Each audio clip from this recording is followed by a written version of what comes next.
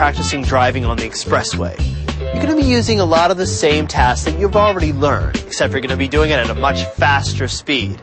You'll be surprised. Some of those easy tasks that you think are completely easy will be a lot harder at a faster speed. Let me show you. What's your name? Huh? What's your shoe size? Jill. What's 6 plus 3? 7, 9. See what I mean? Driving on the expressway is a very, very similar situation. If you allow yourself to become complacent, those high speeds can really get you for a loop. Great. Okay, in a moment here, we're going to be coming up to an expressway entrance. That's where you're going to be entering the expressway for the first time.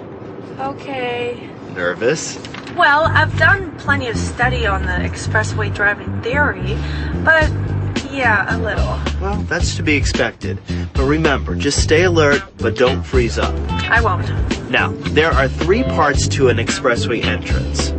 The entrance ramp, the acceleration lane, and the merge area. The first one you come up to is the entrance ramp. Now, you want to make sure that you leave plenty of room between you and any vehicles ahead of you. You're going to need that space cushion in case there's any congestion on the expressway or the entrance ramp itself. Now, you want to watch for any vehicles that may be stopped due to traffic congestion or because of a ramp meter. What's a ramp meter? Well, a ramp meter looks a lot like a little stoplight. During heavy times of traffic, they use that to help regulate and alleviate the problem by allowing a certain number of cars to go onto the expressway at timed intervals. Well, that makes sense. Once you pass that ramp meter, remember we're in the acceleration lane, okay? This is where you're going to look and see if there's any traffic there on the left, finding your gap to go into. Here we are in the merge area because our lane is merging with the far right side. This is where we're going to speed up. We're going to get into the flow of traffic here. Now make sure that you keep your eye on the area behind your vehicle, okay, in the rear. A lot of drivers follow too close. That's called pack driving. If you feel like a driver is following too close to you, lightly tap your brake.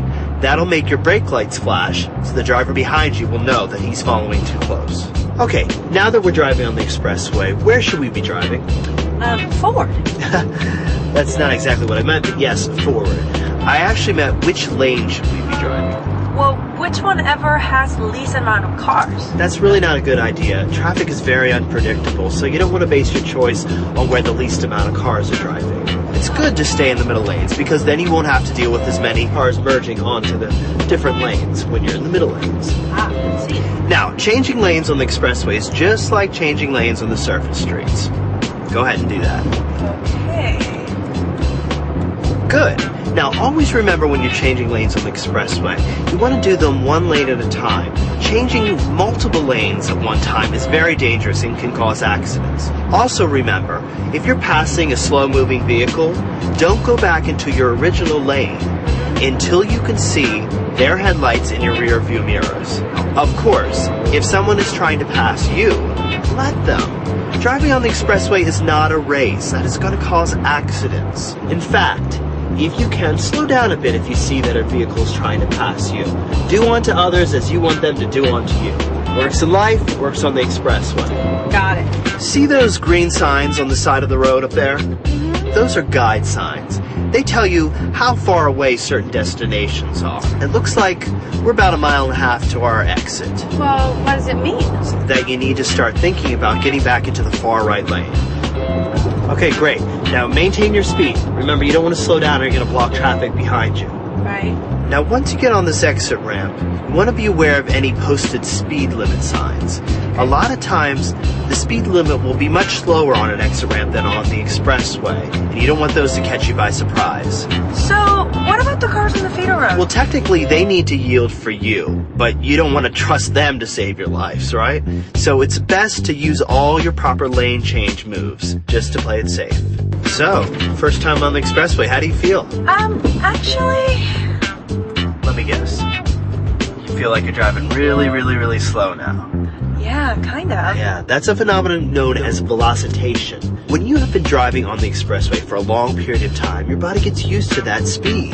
So when you get off, it feels like you're driving slower than you actually are. That's why you want to pay attention to the speedometer, because otherwise you could start speeding and get a traffic ticket. Other than that, how did you feel? It wasn't as bad as I thought. And it was certainly nice not having to deal with, red lights and all the stop signs. Yeah, a teenager that likes to drive fast. How surprising. Well, you know what? You need to get a lot of practice on the expressways. Want to keep practicing entering and exiting an expressway, and look for other type of ramps that might be a little different. You'll need practice on that. Okay. A little bit of practice, those regular maneuvers become easy again, even at the high speeds. So what's your name? What? How much items are in the gross? What's the capital of Zimbabwe? Hey, do you really think it's a good idea to distract a novice driver while she's behind the wheel? Yeah, good point.